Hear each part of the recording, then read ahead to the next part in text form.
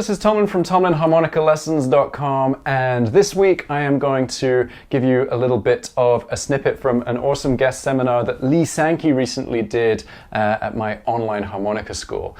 So Lee did a whole seminar on rhythmic ideas to make your improvisation more interesting. So what was cool about this is that the actual note choices were not complicated, but Lee was showing us how to not play on the beat, but to push against the beat to really get some interesting sounds on the harmonica. So let's have a little listen to what he was talking about. So, exercise 3. This is super cool, and it's going to bring a lot of what we've talked together about. All right. So what we've got is we've got a 2-bar phrase. Okay. On bar 1, again, we've got 4 beats and we've got 4 notes, 1 note for each beat. So we've got draw 2, draw 2, draw 3, half step bend, draw 3, no bend, right? So that is 1, 2, 3, 4. Okay, once more. So that's bar 1. 1, 2, 3, 4. Okay, then we have got bar 2, which is our C7 arpeggio. So we got the blow 1, blow 2, blow 3, draw 3, half step bend.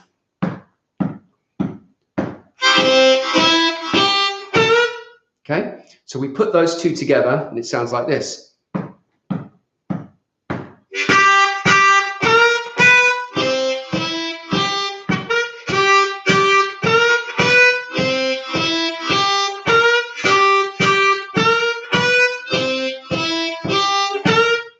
Okay, so let's play that together. All right, everyone got the notes. So 2 draw 2s, draw 3, half step, draw 3, no bend, then the C7 arpeggio.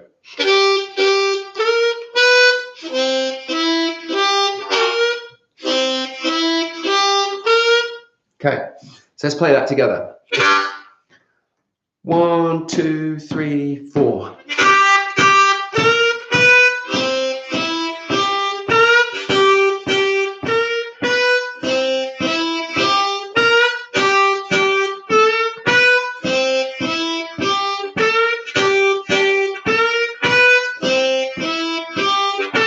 Okay, so this is very linear, all right? So now what we're going to do is we're going to start making it more interesting by introducing a couple of the ideas that we've talked about and another new one, okay? So the first thing that we're going to do is we're going to look at the timing interval between the draw 3 half step bend and the draw 3 no bend. And think of it try and think of it in a spatial way, okay? I don't know if anyone's familiar with my Brainstruments project, but when we think about music and our mental model of music and our mental model of the harmonica, you know, the research I've done with jazz musicians and all kinds of instruments is they think very visually, okay? And if we think of sound, okay, sound helps us navigate through the world, right? Sound tells us if something is far away or if it's nearby, if something is dense or if it's hollow, if something is falling, we associate that with descending pitch. If something is taking off, pitch rises. So sound in our brains is very spatial, all right?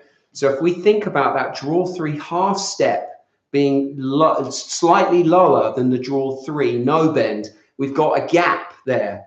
Now what we're going to do is we're going to play around with that gap and the distance. So what I'm going to do is I'm going to demonstrate that with this idea of a push. What I'm going to do is I'm going to push where that draw 3 happens, and then I'm going to push onto the first beat of bar 2 onto the C arpeggio. And watch what it does to this phrase. I'm not introducing any new notes. I'm just playing with slight timing variations and see how it lifts the phrase. So I'm gonna go through once in a linear way, and then I'm going to switch to this these micro variations. And see if you can hear the difference.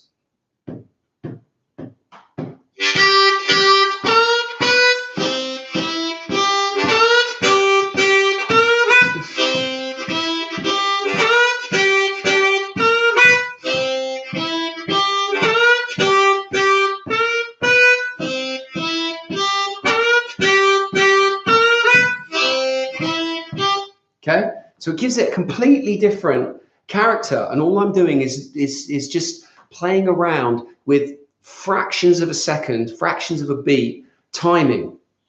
So instead of going, so each note square, linear on the beat, I'm going. So what's happening there is, as my foot comes off the floor and is on the top of its travel, I hit it on the upbeat at the top, okay? So it's much earlier, it's not on the downbeat.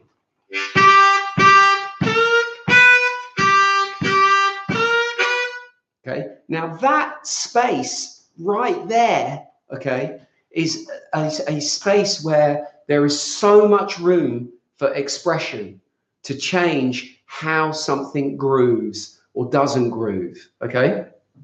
And then after we've played that, we're then, instead of hitting the blow one in a linear way, we're pushing it, okay? And this is what suddenly gives this phrase a bit of a swagger. Once more, I'll play it linear, and then I will add this timing tweak, okay?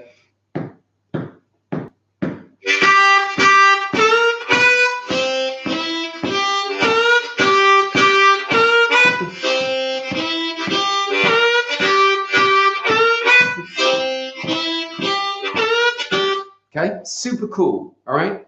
So let's play that together. And let's go straight in to the cool version, okay? So the draw three, half step, and then the draw three, no bend. You're hitting that draw three, no bend. Up, okay? Da, da, doo, ah. And think of it like a horn section. Ba, ba, boo, ba, okay? Instead of being linear, ba, ba, ba, ba, right?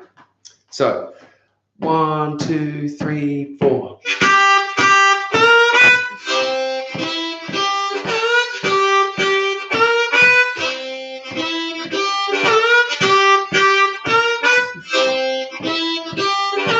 Okay, so play around with that, but then this is what you want to do is then think about that gap. Okay, how much do you push it? How early, how late? Okay, and that's when you start to get into your self-expression. So how cool was that? Lots of food for thought. I've certainly incorporated some of that stuff into my harmonica practice. And if you want to watch the rest of that seminar, then all you need to do is click on the link in the description below to join my online harmonica school, where you'll get access to that seminar, as well as other guest seminars from other great teachers, as well as my step-by-step harmonica curriculum, students-only forum, feedback on your playing, weekly live Q&As, and all that jazz. So if you want to find out more about that, just click on the link in the description below. But before you do that, please give me a thumbs up if you've enjoyed this video, and don't forget to subscribe and hit that little bell icon so you get notified when I next upload a video, which will be next Wednesday. All right, take it easy. Happy harping.